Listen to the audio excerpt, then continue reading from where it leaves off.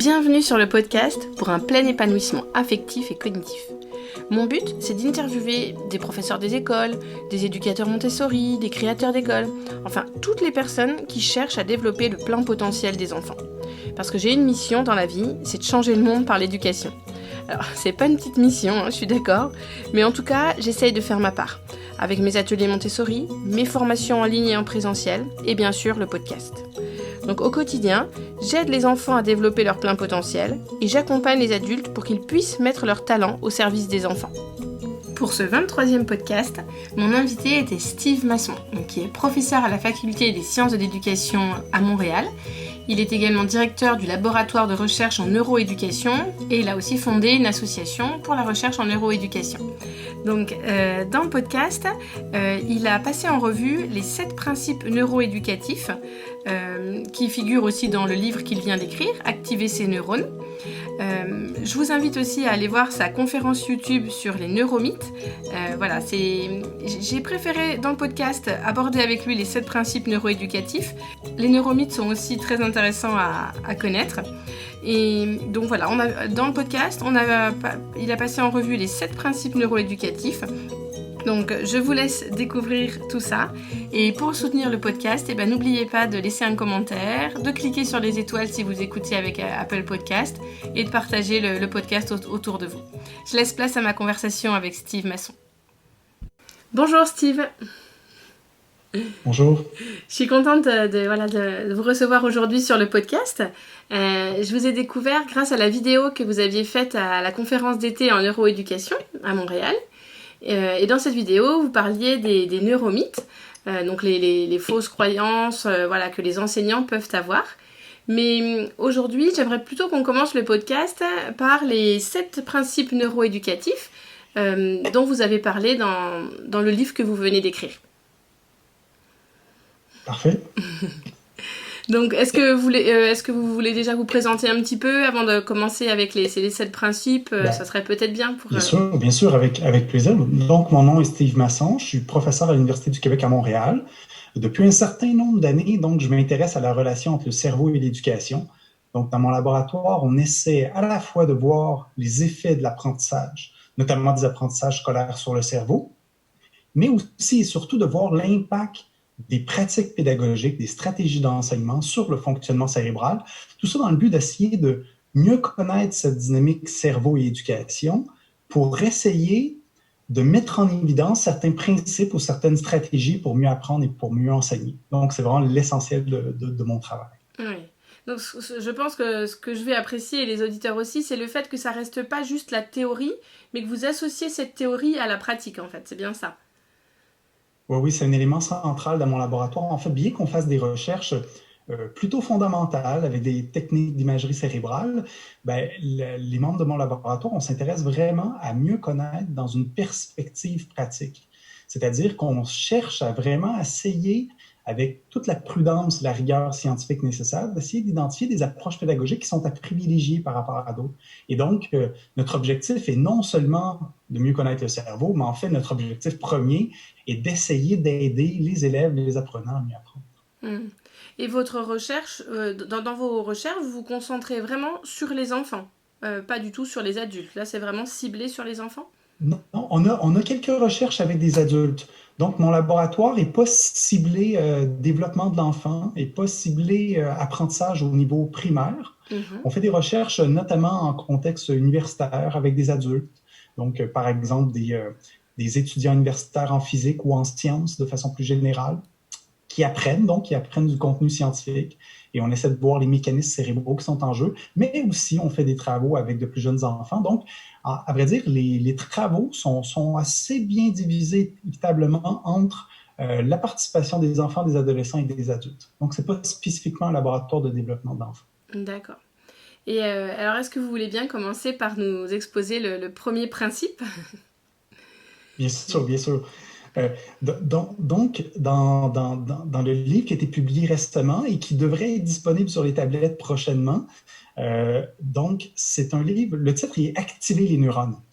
Activer les neurones pour mieux apprendre et mieux enseigner.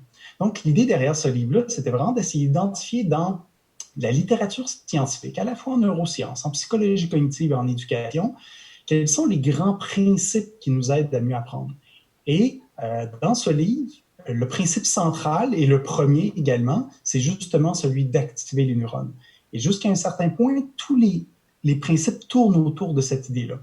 Donc, ce premier principe d'activer les neurones, c'est en fait, c'est une condition qui est essentielle pour apprendre.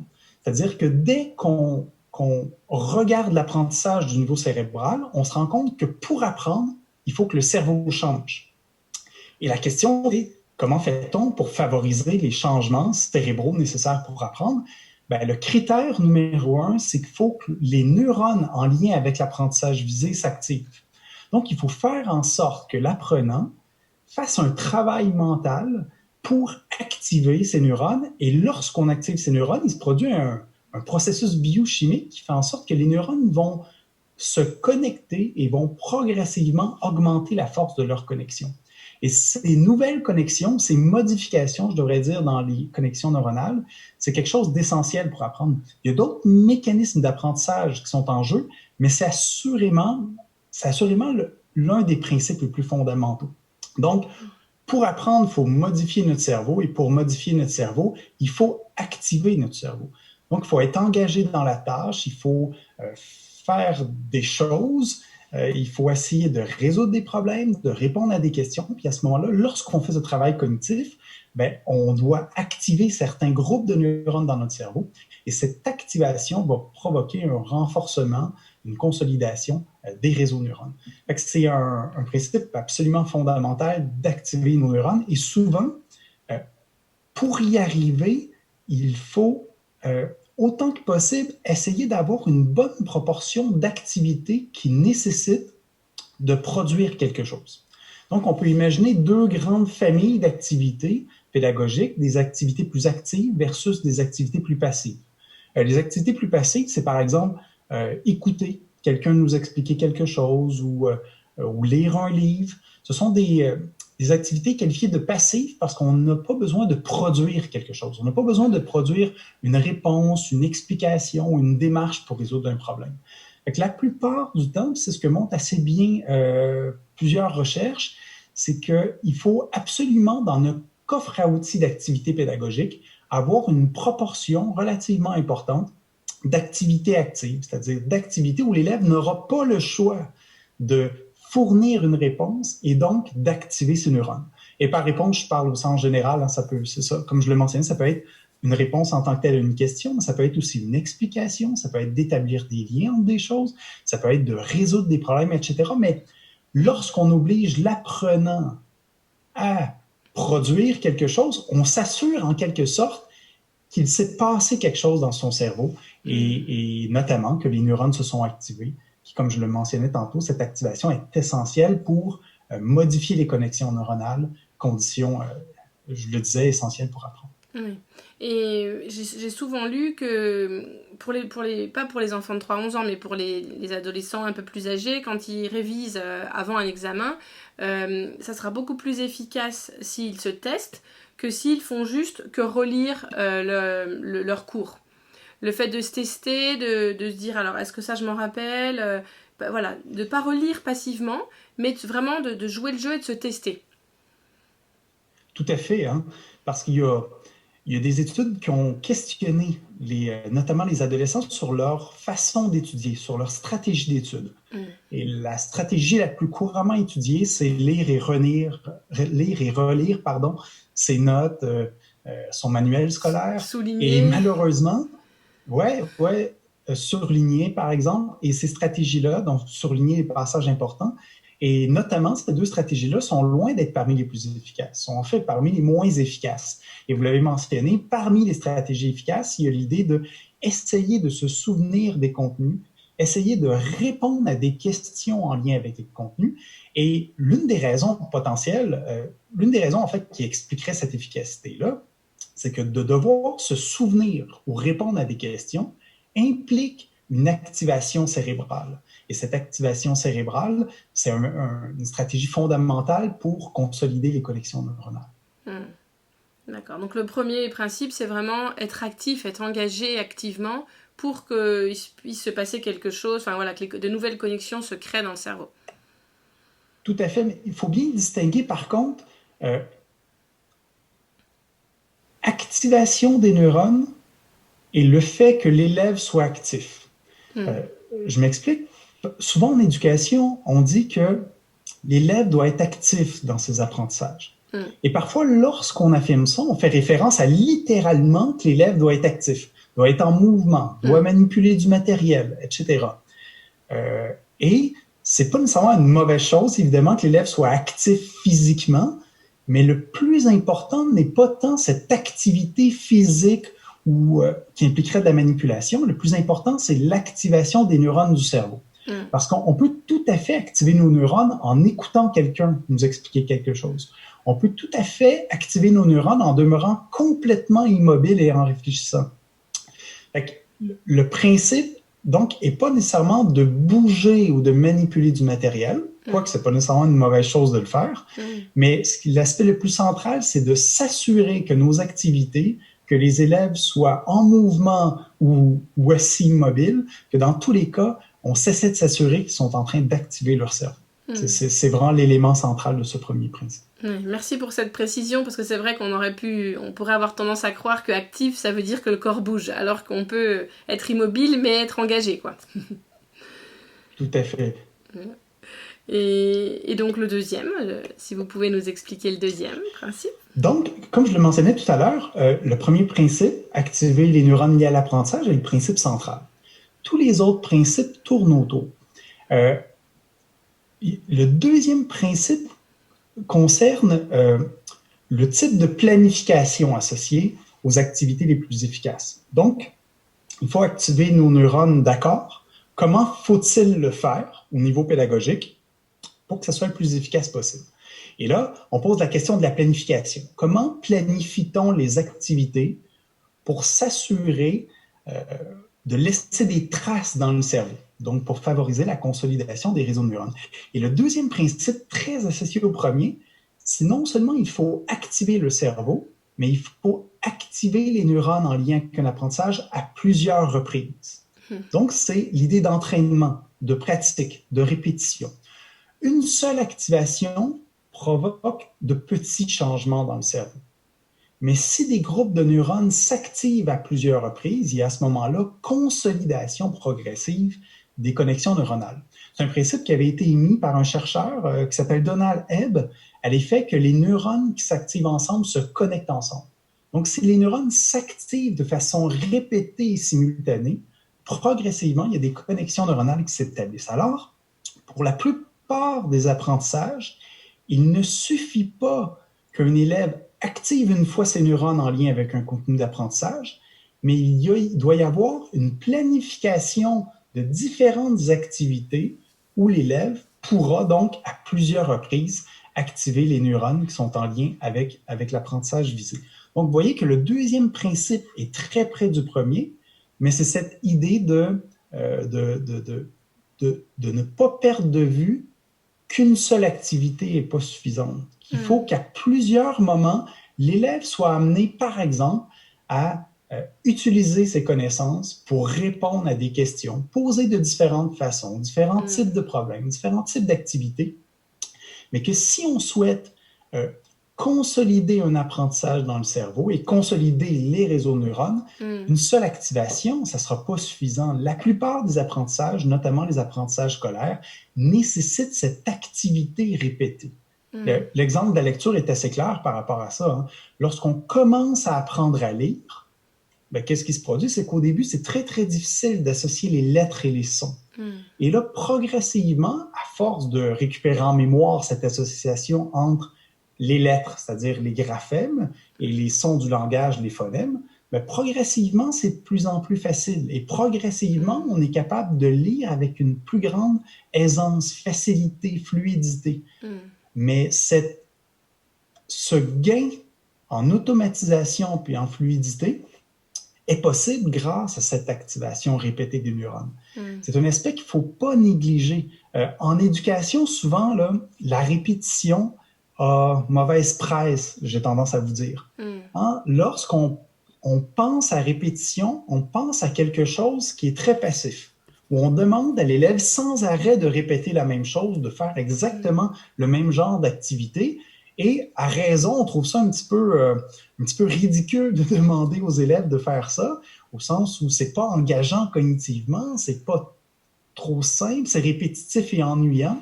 En anglais, il y a l'expression drill and kill. La drill, c'est des exercices répétitifs. Et lorsqu'on utilise l'expression drill and kill, c'est comme pour dire, ben, on soumet aux élèves des exercices répétitifs et on tue leur motivation, leur intérêt. Et donc, lorsqu'on voit la répétition sous cet angle-là, ben, assurément, on le voit négativement en éducation. Moi, ce que je vous dis, c'est pas nécessairement de faire des activités répétitives, mais c'est de s'assurer que plusieurs activités donneront l'opportunité à l'apprenant d'activer les neurones liés à l'apprentissage. Donc, puis, idéalement, c'est ça, c'est qu'il faut donner la chance à l'apprenant à plusieurs reprises de chercher dans sa tête, d'utiliser ses connaissances pour pouvoir ainsi les consolider. Oui, et quand vous avez donné l'exemple de la lecture là, pour la consolidation, ça m'a rappelé un énoncé de mathématiques écrit un petit peu avec des sons bizarres. Le but, c'était que l'adulte se rende compte que si la lecture n'est pas consolidée, ben, on ne peut pas résoudre un problème de mathématiques. Parce que si on met déjà toute notre énergie à comprendre ce qui est écrit, on a tout donné et après on ne peut plus résoudre le problème.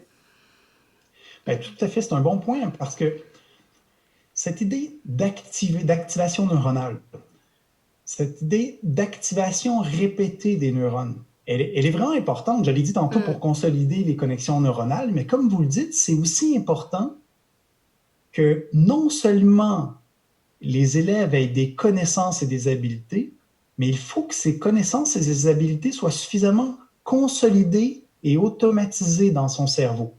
Pourquoi? Parce que dans des tâches scolaires et quotidiennes, souvent, il faut non seulement savoir, mais il faut être capable de savoir et de récupérer en mémoire facilement l'information pour éviter une surcharge du cerveau. Et l'un des effets de l'activation neuronale répétée est justement de diminuer l'activité dans le cortex préfrontal. Souvent, lorsqu'on fait une nouvelle tâche qui requiert beaucoup d'attention et de concentration, ça implique une mobilisation de notre cortex préfrontal qui est associée à l'attention, la mémoire de travail, le contrôle cognitif, etc. Et donc, lorsqu'on active de façon répétée certaines connaissances, non seulement c'est plus solide dans notre cerveau, mais notre capacité à utiliser cette connaissance ou cette habilité sans être surchargé par ailleurs augmente. C'est un double bénéfice en quelque sorte, c'est-à-dire on apprend, on consolide nos connexions neuronales, mais en plus, ça nous permet d'utiliser plus facilement nos connaissances dans différents contextes. Comme par exemple, si on a automatisé la lecture, vous l'avez dit, bien, ça peut nous aider à mieux comprendre ce qu'on est en train de lire. C'est-à-dire, si on a automatisé les processus de décodage, ça peut nous aider à accéder au sens de ce qu'on est en train de lire. Dans un contexte de problème à résoudre en mathématiques, c'est crucial parce que si on est toute notre attention et notre engagement cognitif est porté vers la lecture, ben, on a peu de ressources cognitives pour réfléchir au problème mathématique qui est posé. Donc, d'où l'intérêt de cette activation neuronale répétée, en fait. Et quand tout à l'heure, vous avez parlé des neurones qui se connectent, j'ai pour habitude d'utiliser une métaphore et j'aimerais savoir si elle est appropriée ou pas. Vous avez dit que la répétition était importante pour que les neurones puissent se connecter. Qu'une fois, ça suffit pas. Et est-ce qu'on pourrait comparer ça à un 4x4 qui passe dans la jungle, à un endroit rempli de végétation? Le 4x4, il passe une seule fois, donc la végétation va être un peu abîmée, mais il va se tracer un chemin. Mais si ce véhicule ne repasse pas dans les semaines à venir, la végétation, elle va repousser en fait. La trace, elle ne sera pas assez suffisamment costaud. Est-ce que cette métaphore illustre ce que vous venez de dire ou pas? Tout à fait. C'est une très bonne métaphore qui est par ailleurs souvent utilisée par les chercheurs en neurosciences pour expliquer ce phénomène-là. On ne fait pas référence à des 4x4 habituellement, mais on fait souvent référence entre le cerveau et une forêt. Et le fait d'emprunter à plusieurs reprises le même chemin dans une forêt, ce soit en 4x4 ou que ce soit à pied, quoique le 4x4 serait beaucoup plus efficace, à mon avis, fait en sorte qu'effectivement, il y a un sentier qui se trace, et plus on passe dans ce sentier-là, plus il devient bien délimité, plus il devient facile de passer du point A au point B. Et on en parlait tout à l'heure.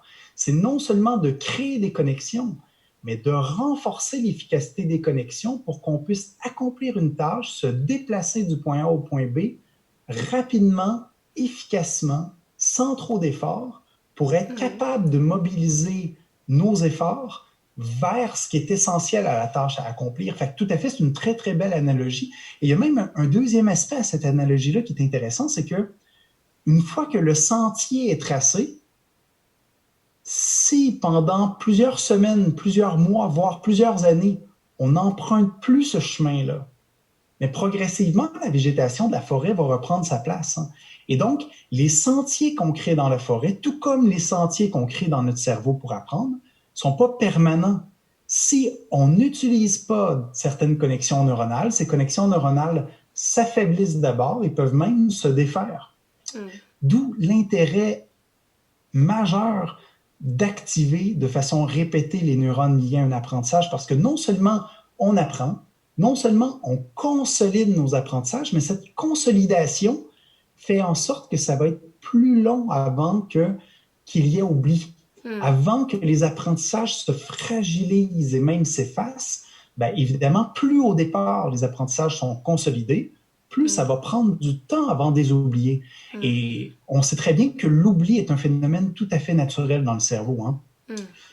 Tout ce qu'on apprend et qui n'est pas réutilisé, qui n'est pas remobilisé ou réactivé dans notre cerveau, dans notre tête, bien, il est éventuellement perdu. Hein. C'est un mécanisme fondamental pour trier les éléments importants des éléments secondaires. Bien, si on les utilise et les réutilise, notre cerveau a tendance à les garder, ces éléments, ces connaissances, ces habiletés. Si en contrepartie, on ne les utilise pas, bien, on fait tout simplement les enlever de notre cerveau pour éviter la surcharge, pour éviter aussi les interférences en différents systèmes de connaissances qui seraient dans notre cerveau. Donc, tout à fait, l'analogie est très, très bonne entre la forêt. J'aime bien l'idée du 4x4 qui passe à travers la forêt. Là. Ça, c'est très, très bien. Ça. Et là, ce que vous dites, c'est l'élagage synaptique. C'est ce qu'on n'utilise pas, bah, ça disparaît, quoi, en fait. C'est ça? Tout à fait. Le terme technique, on parle d'élagage. C'est le processus par lequel le cerveau processus par lequel il va y avoir affaiblissement et même perte, en fait, des connexions neuronales. Oui, tout à fait. Et élagage, on est encore avec la métaphore des arbres, parce que quand on élague un arbre, c'est qu'on lui coupe des branches. Tout à fait. Dans ce cas-ci, ce ne serait pas tout à fait les branches, mais ce serait l'idée qu'on enlève des choses qui ne sont pas utiles.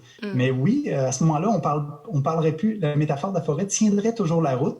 On ne parlerait plus des sentiers, on parlerait des branches à ce moment-là. Mais c'est vrai, c'est intéressant à noter. Je n'avais jamais fait le lien entre les deux. C'est intéressant. Et quand vous parlez... Décidément, le cerveau et l'analogie avec la forêt est très riche. Oui. C'est ça. Et quand vous parlez de répétition, donc c'est la répétition espacée, en fait. C'est le fait de revoir une connaissance ou une compétence sur assez régulièrement pour ne pas l'oublier, en fait, c'est ça? Ben, c'est un autre aspect, justement, c'est un autre principe que je propose dans le livre, qui est l'espacement. C'est-à-dire qu'une fois qu'on a dit qu'il faut activer les neurones de façon répétée, ben, il faut faire attention que ces activations, à vrai dire, je vais le reformuler autrement, c'est que chaque activation compte, mais l'organisation de ces activations dans l'espace et le temps surtout, en fait, dans l'espace temporel, joue un rôle déterminant parce que chaque activation consolide les connexions neuronales, mais lorsqu'on espace deux ou plusieurs activations, on s'entend, ça fait en sorte que l'effet de chaque activation est plus grand. Donc, autrement dit, si on veut optimiser les chances que chaque activité d'apprentissage en lien avec un contenu donné influence notre cerveau, consolide nos connexions neuronales, si on s'assure que du temps qui s'écoule entre deux ou plusieurs activations, on optimise. Donc, c'est vraiment intéressant comme principe parce que ça veut dire qu'il ne faut pas nécessairement... Ce principe dit, en fait, qu'il n'est pas toujours nécessaire de travailler plus, de faire plus d'activités, plus d'activations, mais il y a aussi une question de l'organisation intelligente des activités et des activations, en fait. Donc, c'est un principe qui touche à la planification, encore une fois, des activités pédagogiques. Donc, les activités pédagogiques doivent impliquer une répétition de l'activation, mais doivent aussi s'assurer que cette répétition de l'activation est espacée autant que possible dans le temps pour être plus efficace. En fait. Et là, je pense au manuel pédagogique français. Faudrait que je vérifie parce que ça fait très longtemps. Moi maintenant je suis à fond dans la pédagogie Montessori, donc ça fait longtemps que j'ai pas mis le nez dans des manuels, mais je suis pas sûre qu'il y ait cette répétition dans la planification, vous voyez. Dans les programmes scolaires, j'ai un peu l'impression, parce qu'on a toujours l'impression que ça se répète un peu, mais dans les manuels, au sein pendant une année scolaire, je sais pas s'il y a cette répétition qui intervient. Faudrait que je vérifie. Pas toujours, assurément. Hein. Assurément, il arrive que de brillants enseignants organisent leur pédagogie pour intégrer de l'espacement, mais si on regarde les programmes scolaires et les manuels scolaires de façon générale, souvent ils sont organisés de façon très hiérarchique. Et c'est pas nécessairement une mauvaise chose, mais ce qu'on constate en fait, c'est qu'on voit un premier objectif d'apprentissage, il y a une série d'activités à faire avec ce premier objectif. Lorsque c'est terminé, on met ça de côté, on passe au deuxième objectif. Et au troisième et au quatrième, et on revient rarement sur les objectifs précédents. Donc, l'une des façons de mettre en place le principe d'espacement serait de garder un peu la même structure. Donc, on fait le premier objectif d'apprentissage, on fait quelques-unes des activités en lien avec ce premier objectif, et on conserve une partie des activités pour plus tard. À ce moment-là, on voit bien que c'est intéressant au niveau pédagogique parce que ça n'implique pas de trouver du nouveau matériel pédagogique, c'est surtout de conserver une partie des activités pour plus tard. Par plus tard, je veux dire de garder ces activités-là pour dans 1 semaine, 2 semaines, 1 mois. Donc, de garder une partie du matériel plus tard. En fait, il existe de multiples stratégies pour espacer les activités. J'en identifie plusieurs dans le livre, mais l'une des stratégies, c'est notamment ça, c'est de garder une partie du matériel pédagogique pour plus tard. Et là, je ne peux pas m'empêcher de faire le parallèle avec la pédagogie Montessori, et du coup, j'ai une question à vous poser. Est-ce que vous connaissez un petit peu le matériel de mathématiques, par exemple, pour les 3 à 11 ans ? Vous pouvez me décrire ce que c'est plus précisément? Eh bien, voilà, dans le matériel Montessori de mathématiques, en fait, chaque matériel va apporter une nouvelle difficulté. Ça veut dire que voilà, les nombres de 1 à 10, où il y a les nombres de 1 à 10, le système décimal, nanana, et on va du concret à l'abstrait au fur et à mesure. Mais par exemple, le système décimal, au début, on va présenter les quantités. Donc une unité, une dizaine, une centaine, un millier. Et les présentations vont s'enchaîner, et à chaque fois, en fait, on va rajouter une difficulté.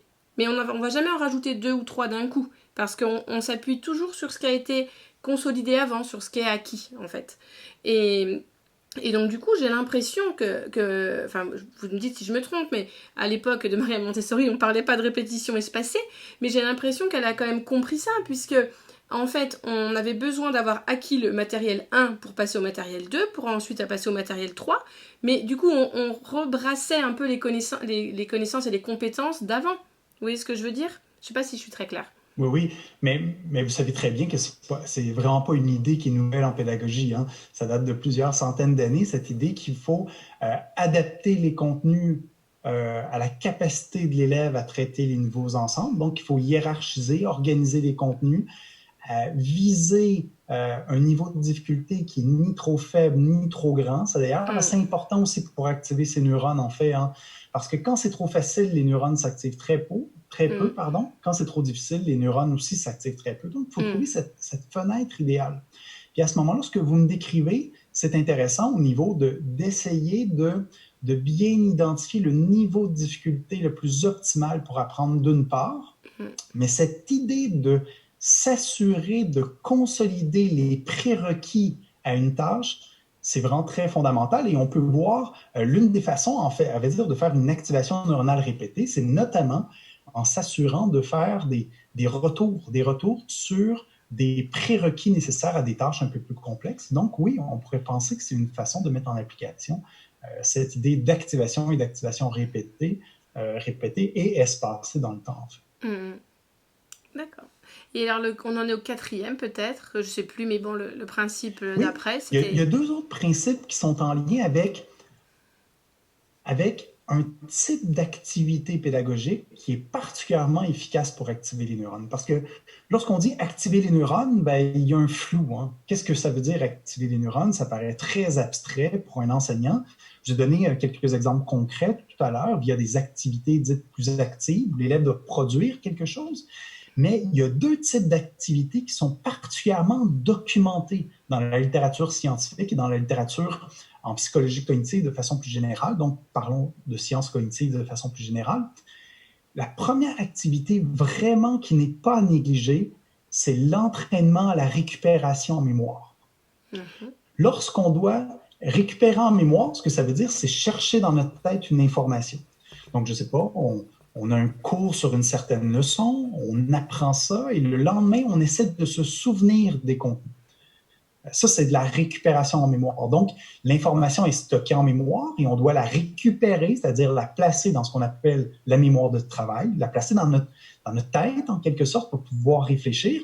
Et cette récupération en mémoire, non seulement elle est essentielle habituellement pour donner une explication, résoudre un problème, parce que pour résoudre un problème, il faut récupérer les connaissances essentielles pour résoudre ce problème-là, bien entendu, mais ce simple travail de récupération en mémoire est parmi les exercices intellectuels les plus efficaces pour apprendre. Il y a des centaines d'études qui démontrent que de s'entraîner à récupérer l'information est parmi les stratégies les plus efficaces pour apprendre. Et vous l'avez dit tout à l'heure, lorsqu'on étudie, il est beaucoup plus efficace d'essayer de répondre à des questions que de tout simplement relire ses notes. Et l'une des raisons pour laquelle c'est plus efficace, c'est qu'on doit chercher dans notre tête les contenus. Et donc, on doit nécessairement activer nos neurones. Et cette récupération en mémoire, donc, elle est particulièrement efficace. Les études montrent que non seulement ça active les neurones de notre cerveau, mais ce travail active des régions cérébrales clés dans la mémorisation, donc qui est un indice supplémentaire à l'effet que ça nous aide à apprendre. Donc d'essayer de se souvenir des contenus, de devoir répondre à des questions qui nécessitent de chercher dans notre tête les contenus, puis d'éventuellement de réussir ce processus de récupération en mémoire, est quelque chose de particulièrement efficace pour apprendre. Donc, c'est un élément à ne pas négliger. À chaque fois qu'un enseignant propose un exercice où il y a des questions, un test, un examen, une question, ben, pour répondre à une question ou à un problème, il faut récupérer en mémoire. Donc, c'est un élément qui n'est pas à négliger. Parfois, on a tendance à, pas tout le monde bien sûr, mais parfois on a tendance en pédagogie à soumettre les apprenants à des problèmes relativement complexes. Et là, j'ai tendance à vous dire, c'est bien de le faire, mais il ne faut pas négliger que pour être capable d'accomplir une tâche complexe, il faut d'abord être très à l'aise dans la récupération en mémoire des éléments de base en lien avec le problème à résoudre. Et plus on est capable facilement de récupérer en mémoire, moins on va être surchargé au niveau cognitif et plus on va être capable d'accomplir des tâches complexes, plus on va pouvoir faire preuve d'intelligence dans notre façon de proposer des solutions, plus on va être en mesure de juger la situation et de choisir les stratégies appropriées. Mais pour raisonner et le faire intelligemment, il ne faut pas être surchargé. Donc, si ça nous demande un effort de récupérer en mémoire, c'est embêtant. Prenez l'exemple d'un enfant qui doit lire. S'il doit faire un effort démesuré pour récupérer en mémoire le son de chacune des lettres et de chacun des groupes de lettres, à ce moment-là, il n'a plus l'espace mental pour être capable de comprendre ce qu'il est en train de lire. À ce moment-là, ben, c'est un exemple parmi d'autres que la récupération en mémoire est un outil essentiel pour activer le cerveau, l'activer de façon répétée et ultimement consolider les connexions neuronales. Et j'avais entendu dire que quand l'enfant n'a plus la capacité de réfléchir au-delà, c'est que la mémoire à court terme était remplie. Est-ce que ça, on pourrait le dire comme ça ou c'est pas exact? Pouvez-vous répéter que je Que, sois bien sûr d'avoir compris la question? que quand si un enfant qui est obligé de déchiffrer chaque son, bah, du coup, ça lui demande déjà tellement d'efforts qu'il va pas pouvoir résoudre le problème mathématique derrière. Est-ce qu'on pourrait dire que sa mémoire de travail à court terme est surchargée? Euh, J'aurais tendance à parler de mémoire de travail à ce moment-là, dans ce contexte-là. On pourrait en discuter longuement. Euh, il y a certains modèles qui font une distinction entre la mémoire à court terme et la mémoire de travail. D'autres modèles ne font pas la distinction, mais dans tous les cas, on fait référence à un espace mental. Souvent, on l'appelle mémoire de travail et pas mémoire à court terme, mais ça pourrait faire l'objet d'un débat, en toute honnêteté, là.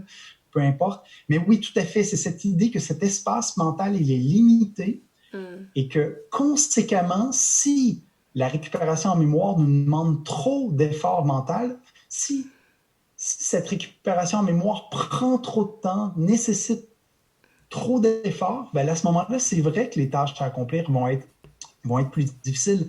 C'est pour ça que parfois, on surprend qu'un enfant soit incapable de résoudre un problème. Et parfois, on a l'impression qu'il ne comprend rien du tout. Mais en fait, c'est pas toujours qu'il ne comprend rien du tout, c'est parce qu'il est surchargé parfois qu'on a cette impression-là. C'est-à-dire que lorsqu'on est surchargé, ben, on n'est plus capable de traiter l'information. Donc, les réponses qu'on va donner n'auront aucun sens. C'est vraiment important parce que lorsqu'on doit accomplir un problème en mathématiques, par exemple, on doit lire l'énoncé, le comprendre, identifier un objectif, identifier une démarche pour atteindre cet objectif-là. Et tout ça doit être conservé en mémoire de travail pendant qu'on fait la démarche, pendant qu'on fait les calculs. Et donc, il faut qu'il y ait plusieurs éléments en mémoire de travail qui doivent interagir, doivent être coordonnés. Et si la récupération en mémoire des connaissances essentielles pour résoudre le problème est difficile, à ce moment-là, c'est tout le problème qui est difficile à résoudre. Ouais. Je vais encore recommencer avec mes métaphores, mais j'avais entendu celle-là dans un MOOC Apprendre à apprendre, que je conseille aux auditeurs. Et en fait, Barbara, donc j'ai oublié son nom de famille, mais faisait la comparaison. Donc elle disait mémoire de travail à court terme. Donc pour moi, dans ma tête, c'était la même chose, hein, mémoire de travail et mémoire à court terme. Elle comparait cette mémoire à une petite ardoise où on peut écrire quelques mots, quelques phrases, mais voilà, une fois qu'on n'a plus de place sur l'ardoise, on n'a plus de place. Et alors que la mémoire à long terme, elle l'a comparée à un grand entrepôt. Donc là, un entrepôt, voilà, on imagine un espace immense. Et que du coup, si la petite ardoise était remplie, ben, on était bloqué, quoi. Voilà, on ne pouvait pas après résoudre une autre tâche si notre mémoire de travail à court terme était surchargée. Tout à fait, c'est une bonne image, hein, au niveau de la mémoire de travail, que effectivement, c'est comme une ardoise, l'espace est limité. J'ajouterais à cette idée-là que les éléments ont tendance à s'effacer au fur et à mesure. Donc, non seulement il ne faut pas dépasser l'espace disponible, mais il faut s'assurer de maintenir activés les différents éléments. Et j'ajouterais juste qu'il y a, non seulement au niveau de la mémoire de travail, cette ardoise-là, mais il y a aussi ce qu'on appelle la boucle phonologique, c'est-à-dire qu'on a une mémoire de travail verbale également. Donc, avec l'ardoise, vous faites référence à une mémoire de travail plus visuo-spatiale. Il y a un deuxième type de mémoire, si je peux m'exprimer ici, mémoire de travail, qui est la mémoire verbale. Et les deux peuvent travailler de concert, bien sûr. Quand vous avez dit ça, j'imagine quelqu'un qui vient avec une petite éponge et qui efface au fur et à mesure ce qu'on a écrit alors qu'on n'a pas fini de s'en servir. Oui. Mais justement, cette image d'ardoise, si on la reprend, c'est important qu'on puisse mettre des éléments sur cette ardoise-là rapidement et facilement, et aussi qu'on puisse les enlever rapidement et facilement pour éviter la surcharge. Et si on optimise la récupération en mémoire, c'est ce qu'on fait. L'élève peut mettre rapidement un élément sur la table de travail, l'utiliser et la mettre de côté une fois que c'est terminé, ce qui évite la surcharge de cette plateforme qui est la mémoire de travail. Ouais. Et quand vous parlez de récupération des connaissances, j'ai deux idées qui me sont venues en tête et j'aimerais qu'on en discute avec vous. La première, c'est les flashcards. Quand, par exemple, on doit apprendre une leçon d'histoire, ben voilà, on va poser une question au recto et puis écrire la réponse au verso et puis vraiment se tester pour voir si on s'en rappelle. Et la deuxième idée qui me vient en tête, c'est carrément prendre une feuille blanche et essayer de se rappeler de tout ce qu'il y avait dans la leçon pour voir des choses dont on se rappelle et des choses dont on ne se rappelle pas. J'ai ces deux stratégies qui me viennent en tête. Est-ce qu'il y en a d'autres ? Oui, ou est-ce que celle-là pourrait être améliorée ? C'est deux excellentes stratégies, hein, tout à fait. Donc, de devoir répondre à des questions et de chercher dans notre tête de l'information puis essayer de faire un résumé à partir de rien. C'est-à-dire pas juste « retranscrire ces notes de cours, pas juste les résumer en les regardant, mais essayer de récupérer en mémoire les éléments tout à fait. Donc, c'est les deux grandes familles d'activités, j'ai tendance à vous dire, mais évidemment, ça peut prendre différentes formes. Hein. Ça peut être des fiches d'études, comme vous l'avez mentionné, mais ça peut être des tests ou des examens d'années antérieures ou des exercices qu'on refait, et j'insiste sur qu'on les refait, c'est-à-dire pas juste consulter la solution des exercices déjà réalisés, mais de cacher les solutions et les démarches et de les refaire, en fait. Ça fait tout à fait partie des différents éléments.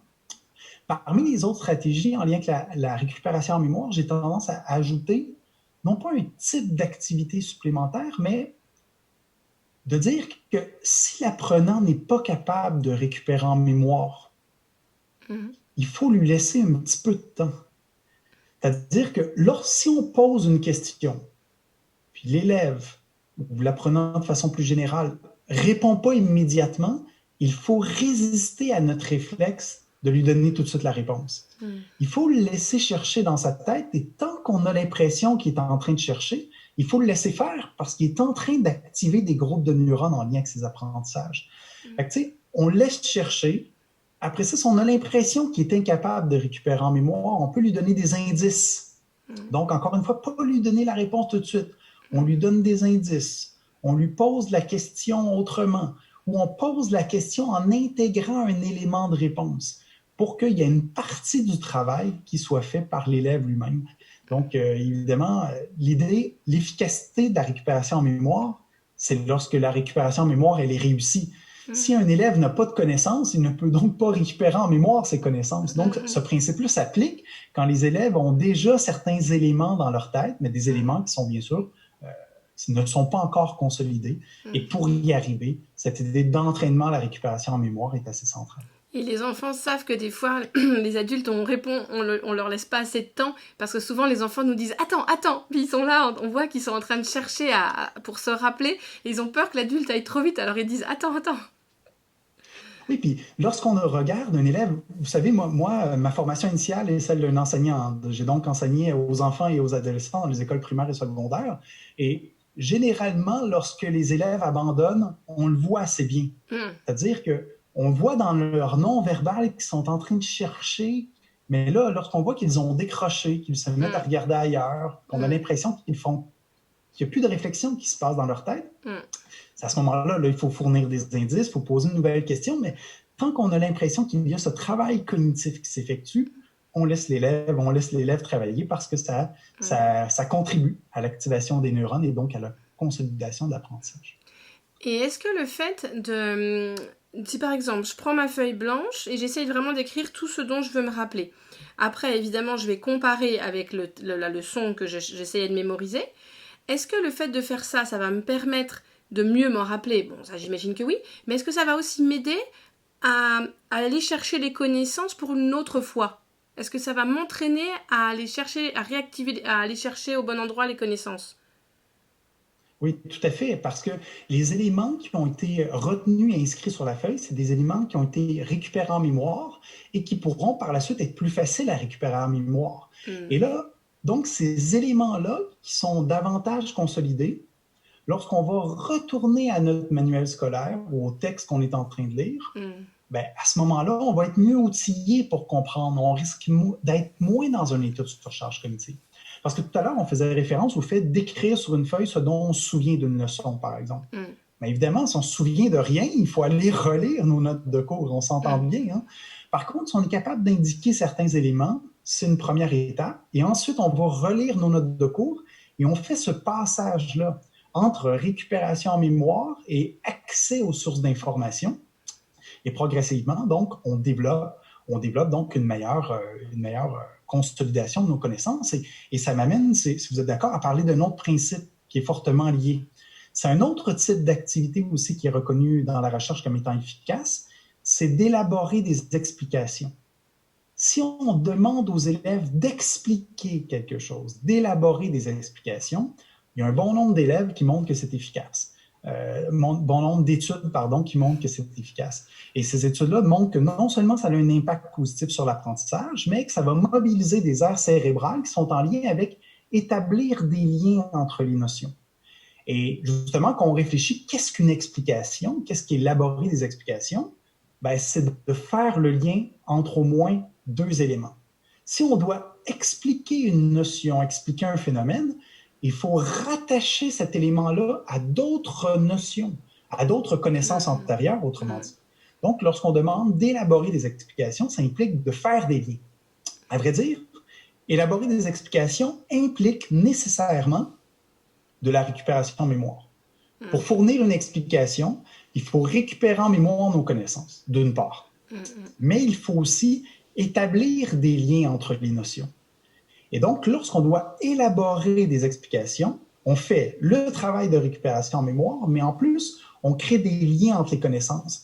Et plus les connaissances sont liées les unes par rapport aux autres, plus la récupération en mémoire va être facile, parce qu'en fait, si les connaissances sont liées, ça veut dire qu'une connaissance qui s'active est plus susceptible d'activer la connaissance à côté et l'autre connaissance à côté, et ainsi de suite. Donc, c'est un autre principe qu'on devrait essayer de mettre en place. Souvent, on essaie de le mettre en place dans un deuxième temps. C'est-à-dire qu'une fois que les élèves peuvent récupérer en mémoire assez facilement des informations, on leur demande d'élaborer des explications maintenant. On peut leur demander pourquoi cette réponse est vraie. Pourquoi cette réponse est vraie, mais pas celle-ci? Comment se fait-il qu'on doive passer à travers ces 3 étapes pour résoudre le problème? Et donc, on voit bien que là, l'élève doit non seulement savoir, mais il doit être capable d'établir des liens. Donc, il y a de multiples avantages. Je le disais, les neurones s'activent de façon répétée grâce à la récupération en mémoire, mais en plus, on ajoute à tout ça l'idée d'établir des liens. Ce principe-là, par contre, il faut faire attention parce que si l'élève n'a pas suffisamment de connaissances, les explications qui vont être données ne seront pas très riches et peuvent être parfois erronées en plus, ce qui est vraiment problématique parce qu'on peut évidemment là, se mettre à consolider des erreurs ou des idées erronées ou inappropriées. Fait qu'il faut être prudent. Fait habituellement, c'est quand les élèves commencent à consolider suffisamment leurs apprentissages, on peut passer comme à un deuxième niveau, en quelque sorte, qui est de demander d'élaborer des explications. Et un enfant qui, spontanément, va expliquer à un autre quelque chose sur lequel le premier est coincé. Est-ce que ça en fait partie? Donc, parce que du coup, il va expliquer à un autre enfant pour l'aider à résoudre le problème. Pour l'enfant qui explique, tout à fait. L'enfant qui doit expliquer, donc, va devoir récupérer en mémoire l'information, l'ordonner, établir des liens et tout ça. Donc, cette approche-là serait particulièrement efficace avec l'élève qui explique, mais pas nécessairement pour l'élève qui se fait expliquer. Ça peut être bien, mais ça dépend aussi de la qualité de l'explication qui est fournie. Donc, il faut être certain à ce moment-là que les élèves sont suffisamment outillés pour être capables de fournir une explication correcte. Parce qu'évidemment, si l'explication est incorrecte, on ne va pas aider l'apprentissage et la compréhension de l'élève. Donc, il faut être assurément prudent dans cette approche. Mais tout à fait, ce serait une façon de mettre en application ce principe d'élaborer des explications. D'accord. Et est-ce qu'il y a, je ne sais plus où on en est dans le nombre de principes. Il en restait combien il en reste 2. 2, d'accord. Je vais essayer d'y aller plus rapidement pour ces 2 autres. Le 6e principe est donc... est un principe vraiment très important. C'est un principe qui est peut-être central, en fait, aux 7 principes qui sont proposés. Par ailleurs, ces 7 principes-là sont pas nouveaux. Ce n'est pas moi qui les invente. Moi, ce que j'ai fait, c'est que j'ai regardé la littérature scientifique existante en neurosciences, en psychologie cognitive et en éducation pour essayer de mettre en évidence des principes dont on a un assez haut degré de certitude et des principes pour lesquels on comprend les mécanismes sous-jacents qui expliquent l'efficacité. Mais bref, ce 6e principe-là est l'importance de maximiser le feedback, de maximiser la rétroaction, c'est-à-dire le retour d'informations sur les réponses qu'on donne, sur les actions qu'on porte. Et cette rétroaction, elle est vraiment importante parce qu'en fait, bien sûr, activer nos neurones, ça contribue à l'apprentissage. Mais si on n'avait pas le principe de rétroaction, comment ferait-on pour s'assurer que les groupes de neurones qu'on s'active sont les bons? On peut inventer toutes sortes de choses dans notre tête, mais il faut aussi confronter ces choses-là à la réalité ou aux connaissances qu'il faut acquérir, qu'il faut développer, qu'il faut intégrer. Puis là, à ce moment-là, la rétroaction, elle est cruciale. La rétroaction positive, d'une part, où on confirme à un élève que sa réponse ou sa solution est correcte, est appropriée, mais aussi la rétroaction négative, c'est-à-dire celle où on mettra en évidence certaines erreurs commises. Mais il est important de ne pas juste dire à l'élève qu'il a commis une erreur, mais les rétroactions les plus efficaces sont clairement celles qui impliquent donc cette explication de l'erreur et des notions en lien avec cette erreur-là. Il y a eu quand même un bon nombre d'études sur le cerveau, sur l'impact de la rétroaction sur le cerveau, et c'est vraiment intéressant parce que, en fait, il est assez clair que la rétroaction positive active des régions centrales dans le cerveau, qu'on appelle une région centrale notamment qu'on appelle le striatum, région en lien avec le système de récompense. Et donc, lorsque ce système s'active, ça relâche de la dopamine dans notre cerveau qui crée un sentiment de satisfaction, de plaisir. Que donc, lorsqu'on accomplit une tâche et qu'on réalise qu'on a réussi ou qu'on se fait dire qu'on a réussi, dans tous les cas, ça active une émotion positive en nous. Et conséquemment, ça nous encourage à continuer à utiliser une certaine stratégie, une certaine approche, une certaine réponse. La rétroaction négative a aussi un impact fondamental dans le cerveau parce que la rétroaction négative peut contribuer à l'activation des régions clés dans la correction d'erreurs. Donc, à ce moment-là, des régions liées à l'attention, la concentration, à l'analyse des différentes possibilités.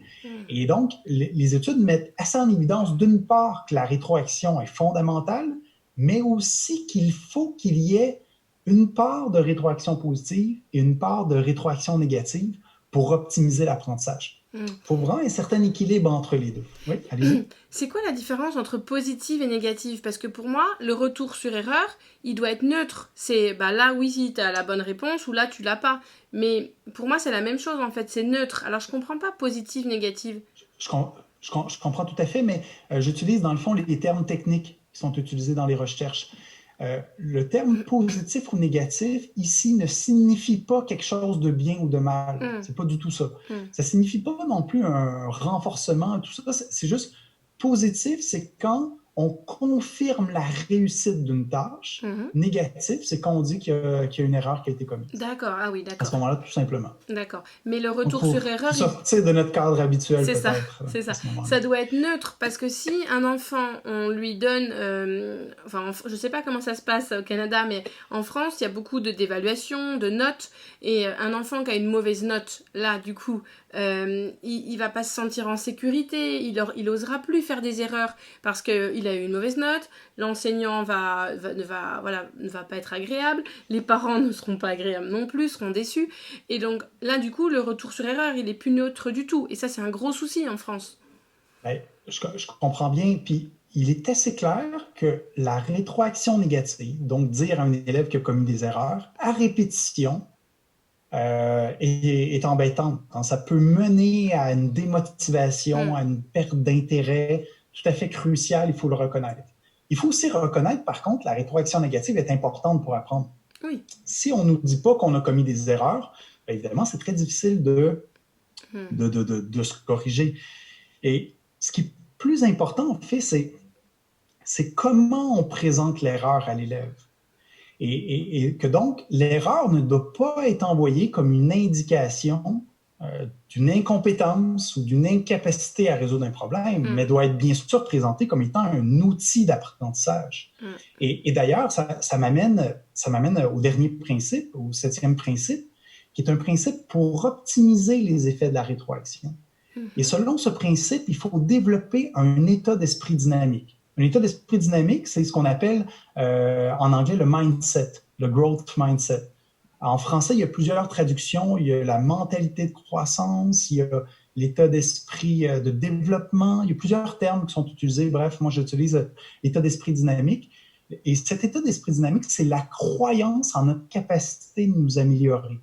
Si on a tendance à croire qu'on peut s'améliorer, on a tendance à fournir plus d'efforts, à activer plus notre cerveau, à porter plus attention à la rétroaction donnée.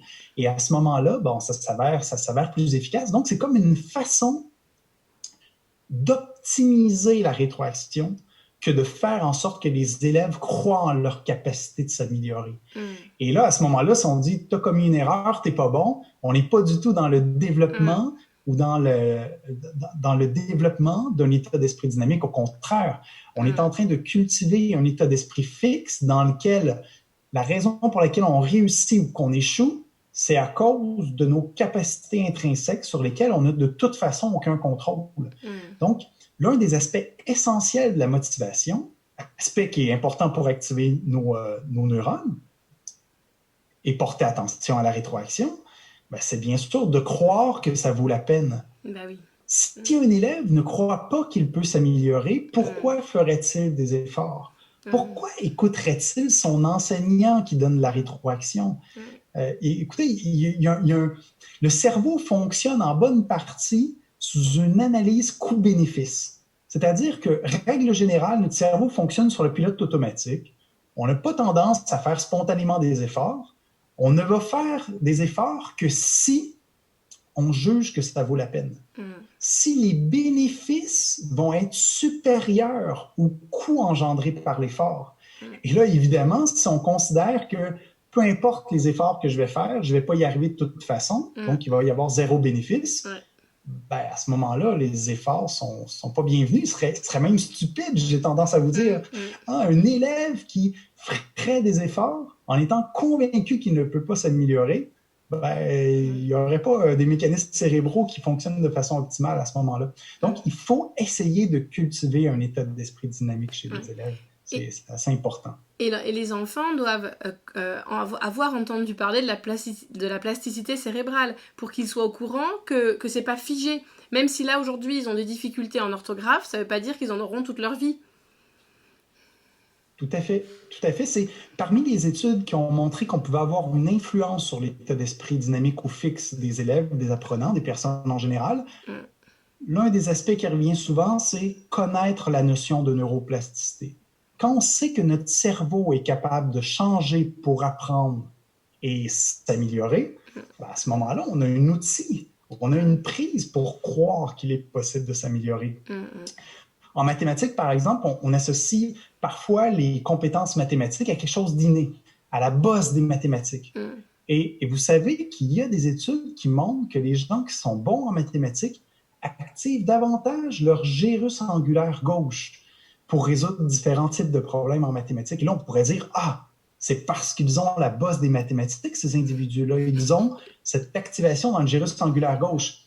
Mais ce qu'il faut ajouter, c'est qu'en fait, l'activation de ce gyrus angulaire gauche se développe au cours de l'apprentissage des mathématiques.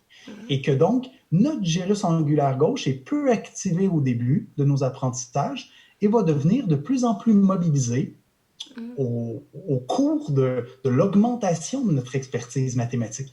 Et donc, on voit bien que si la base des maths existe peut-être, mais elle se développe. En tout cas, du moins si on fait référence à la région du gyrus angulaire gauche. Fait que oui, c'est un aspect assez important en ce moment-là. Oui. Bon, j'avais pas encore lu votre livre, mais là, après notre échange, je pense qu'il va repasser au-dessus de ma liste d'attente. Parce que j'en ai pas mal qui m'attendent, mais là, je crois que le vôtre va passer en priorité.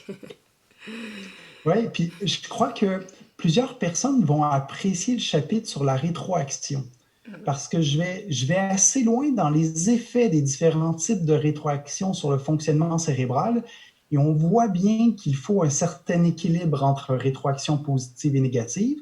Et on voit bien aussi que cet équilibre doit dépendre de l'âge des apprenants. On ne doit pas, au niveau pédagogique, intervenir de la même façon avec les enfants versus les adolescents versus les adultes. Il y a de beaux résultats qui montrent que le cerveau adolescent, par exemple, a une sensibilité particulière à la rétroaction négative. Et là, à ce moment-là, c'est pas nécessairement négatif, justement, c'est peut-être une bonne chose parce que leur cerveau réagit davantage à ce type de rétroaction et peut donc s'optimiser. Et chez l'adulte, cette réaction à la rétroaction négative est en fait encore plus grande. Donc, il faut tenir compte de l'âge pour la rétroaction négative, c'est-à-dire que chez l'adolescent, chez les adultes, ça a un effet plus important que chez les enfants. Mais un autre aspect important aussi, c'est que les adolescents réagissent plus que les enfants et les adultes à la rétroaction positive. Donc, de donner des encouragements aux adolescents, de souligner leurs bons coups, d'essayer de mettre en évidence leur réussite, ça devient critique durant cette période qui est importante pour l'apprentissage. C'est une période donc où le cerveau a une sensibilité particulière, notamment à la rétroaction positive. Donc, vous voyez qu'il faut vraiment un équilibre. Et il faut ajuster cet équilibre-là en fonction du niveau des élèves et de leur âge, bien sûr. Donc, je pense que c'est un élément qui peut être intéressant aussi pour plusieurs pédagogues. Ouais. J'ai envie de vous poser une question qui n'était pas prévue, mais bon, vous me dites si c'est possible ou pas. J'ai un autre podcast où je parle des langues, apprendre à apprendre une langue. Et en fait, quand je pense à tous les principes que vous avez cités, la question qui me brûle les lèvres, c'est comment appliquer tous ces principes pour un adulte qui aimerait apprendre l'anglais, qui avait appris l'anglais à l'école, l'anglais ou une autre langue, à l'école, qui n'a pas parlé cette langue pendant 15 ans et qui aujourd'hui veut être bilingue, parler couramment. Comment appliquer tous ces principes-là à l'apprentissage d'une langue pour un adulte? Ben, c'est tout à fait pertinent. D'ailleurs, j'ai dit tout à l'heure que j'essayais d'identifier ces principes-là sur la base des résultats de recherche, d'une part. C'est un aspect fondamental. Mais mon deuxième critère était que ce soit des principes généraux. Des principes qui s'appliquent aux enfants, aux adolescents, aux adultes, et ce, peu importe le contenu d'apprentissage à apprendre.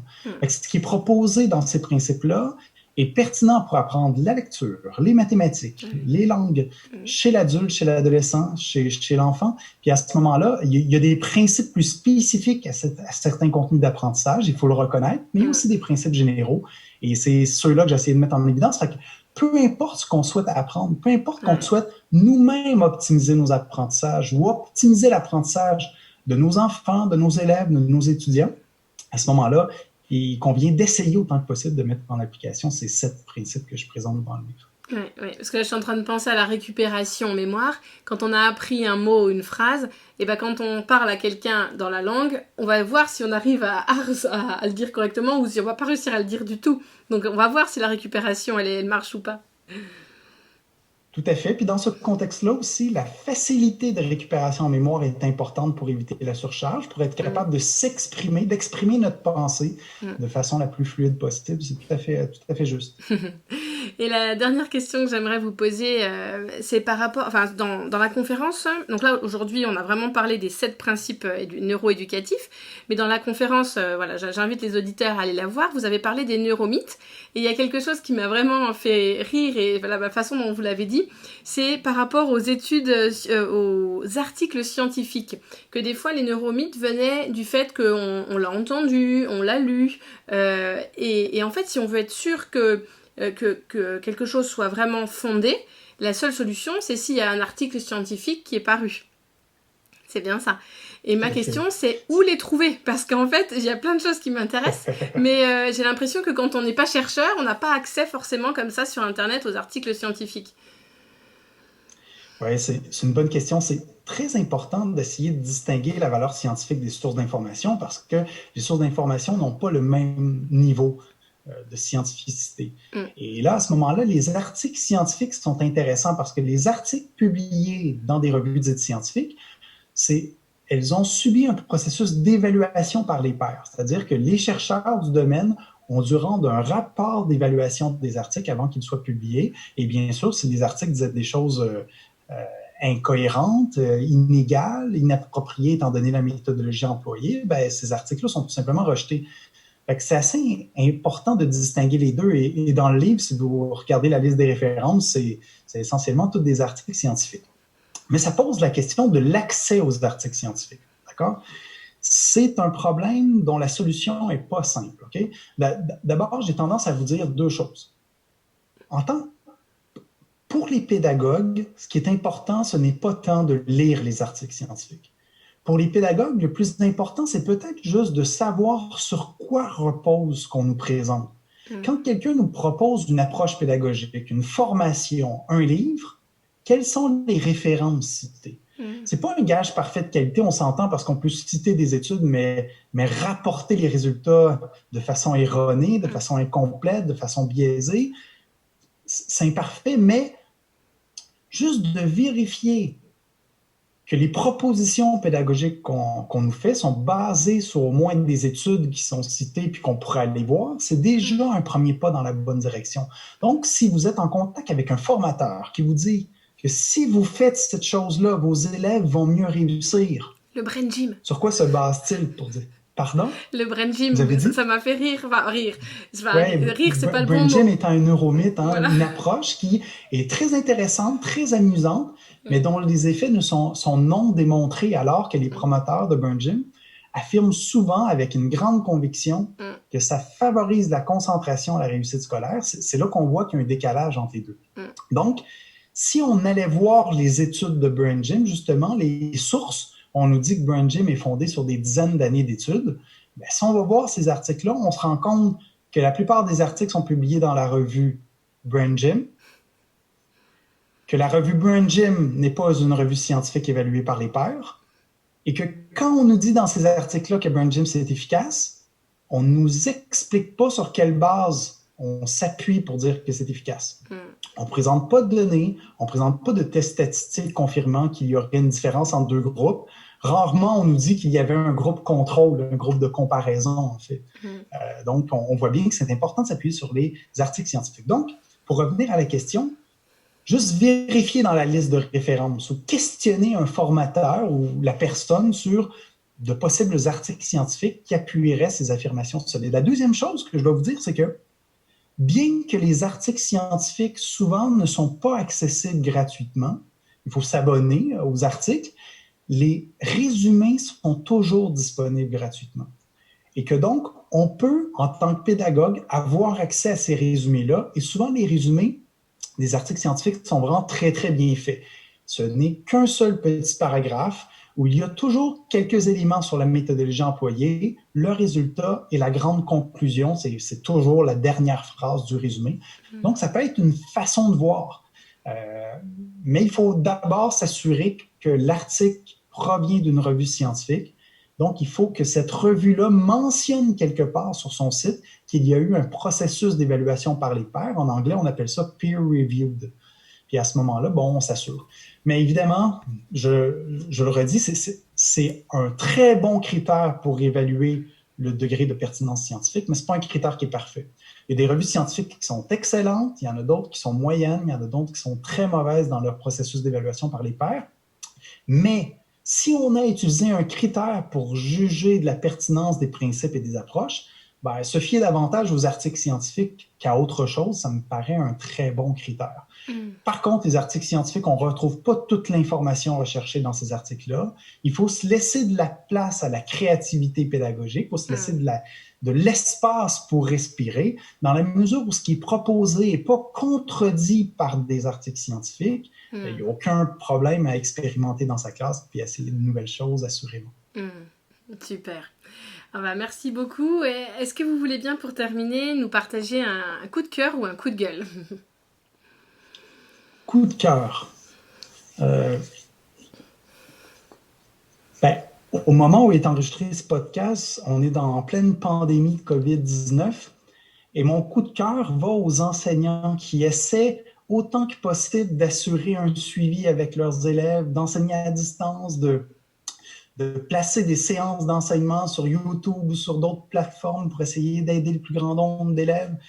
Il y en a qui m'impressionnent grandement, donc ça, c'est assurément un coup de cœur que j'aurais. Il pourrait en avoir plusieurs, mais en tout cas, présentement, c'est celui qui me vient en tête, ces enseignants-là qui essayent à distance, autant bien que possible, de continuer à aider les élèves, notamment les élèves qui ont plus de difficultés. Ça, c'est vraiment remarquable. Et est-ce qu'il y a une citation que vous aimeriez partager avec les auditeurs? Oui, vous m'aviez posé cette question-là juste avant. Il y en a peut-être une que j'aime bien, en tout cas, qui me vient en tête. C'est, si je traduis, c'est « Il faut faire bien attention à ce qu'on met dans notre tête, parce que ce qu'on met dans notre tête va avoir tendance à jamais, on ne pourra pas s'en sortir en quelque sorte. » C'est-à-dire que quand on met des choses dans notre tête, on peut bien sûr les oublier, c'est d'accord. Hein? Sauf que quand on se met une idée dans notre tête, qu'on l'explique, qu'on l'utilise, qu'on la réutilise, après ça, on a de la difficulté à s'en sortir. Donc, il faut faire attention à nos croyances. Il faut avoir un certain scepticisme. Et quand on a des idées qui nous viennent en tête, il faut avoir conscience que ces idées-là, il va peut-être falloir les remettre en question, mais c'est difficile de les remettre en question. Donc, avant de se mettre à croire en quelque chose de façon très convaincue, vaut mieux être vraiment justement très convaincu parce qu'une fois que c'est dans notre tête, ça peut être difficile de le sortir de notre cadre de référence. Ça rejoint bien ce qu'on disait sur vérifier les sources d'informations avec les articles scientifiques. Tout à fait, c'est probablement pour ça que cette citation m'est venue en tête. Voilà. Tout à fait. Et on va terminer avec un livre que vous aimeriez partager aux auditeurs. J'ai tendance à mentionner un livre qui s'appelle « L'apprentissage visible » de John Hattie. C'est un livre qui a été publié d'abord en anglais sous le nom de Visible Learning. Et dans ce livre-là, ce chercheur, John Hattie, rapporte les résultats de plusieurs méta-analyses. Des méta-analyses, c'est des synthèses de plusieurs études. Et c'est assez intéressant parce que ça permet de voir l'impact de différents facteurs sur la réussite des élèves. Et c'est un travail remarquable où il y a des milliers d'études qui ont été analysées. Et donc, ça peut nous donner une idée de à quel point il y a des recherches concernant tel ou tel autre aspect pédagogique, tel ou tel facteur lié à l'éducation. Et les méta-analyses ont des limites, ont assurément des limites. Ça ne nous dit pas exactement quoi faire. Ça met dans le même paquet plusieurs études qui sont parfois différentes. Mais une fois qu'on connaît bien ces limites, donc les limites des méta-analyses, c'est quand même très, très intéressant de voir des synthèses de centaines d'études portant sur l'efficacité des devoirs, sur l'efficacité de l'espacement, sur l'efficacité de la rétroaction. Et on voit bien dans ces études-là que parmi les facteurs déterminants, il y a les différents principes que je vous ai mentionnés, notamment l'idée d'espacement, l'idée de récupération mémoire et l'idée de rétroaction, sont parmi les facteurs pédagogiques les plus déterminants dans la réussite. Et en plus, si le livre a été traduit en français, là, on n'a pas d'excuses. Hein. Exactement. Les presses de l'Université du Québec, il y a 2 ans maintenant, si je ne me trompe pas, l'ont traduit en français. C'est un ouvrage de référence. Et je le répète, il y a des limites à cette synthèse de plusieurs études, à cette méta-analyse. Mais cela dit, c'est très intéressant, je trouve, pour le domaine de l'éducation, de jeter un coup d'œil à ça. Eh bien, merci beaucoup, Steve. Et si les auditeurs veulent vous retrouver, est-ce que vous avez une page YouTube, une chaîne YouTube? Oui, exactement. Donc, j'ai une chaîne qui s'appelle Cerveau et apprentissage, où j'essaie de résumer certaines conclusions des différentes recherches. Ces jours-ci, donc depuis quelques semaines, c'est essentiellement d'apporter un complément au livre. Donc, j'aborde les mêmes thématiques qui sont dans le livre « Activer les neurones », « Activer ses neurones ». Et donc, à ce moment-là, vous pouvez aller voir ça. Je suis aussi sur Twitter, sur Facebook, donc vous pouvez vous abonner. Via ça, j'ai tendance à ne pas diffuser beaucoup d'informations, mais à diffuser peut-être une fois par semaine, une fois par 2 semaines, les recherches clés du domaine, certaines conclusions, certains éléments. Donc, si vous voulez en apprendre plus sur les principes, j'ai tendance à vous dire la chaîne YouTube et le livre. Si vous voulez être tenu informé de l'avancement des nouvelles recherches, donc c'est plus via Twitter ou Facebook. Eh bien, merci beaucoup. Ça m'a fait grandement plaisir. Merci pour l'invitation. Au revoir. J'ai pris beaucoup de plaisir à faire ce podcast avec Steve Masson parce que voilà, ces principes neuroéducatifs, c'est vraiment quelque chose qui me passionne. Et dans la formation en ligne qui est à disposition pour les enseignants et aussi les parents, si ça les intéresse, justement, j'essaye de mettre en parallèle les travaux de Maria Montessori avec les neurosciences cognitives et les neurosciences affectives et sociales. Donc voilà, c'est vraiment ce qui me passionne et j'espère que vous aurez pris beaucoup de plaisir à écouter ce podcast. Je vous invite aussi, n'oubliez pas d'aller voir aussi sa vidéo sur YouTube. Et si vous voulez retrouver la chaîne de Steve Masson, c'est Cerveau et apprentissage. N'oubliez pas de soutenir le podcast si vous ne l'avez pas encore fait. Et je vous dis à vendredi prochain.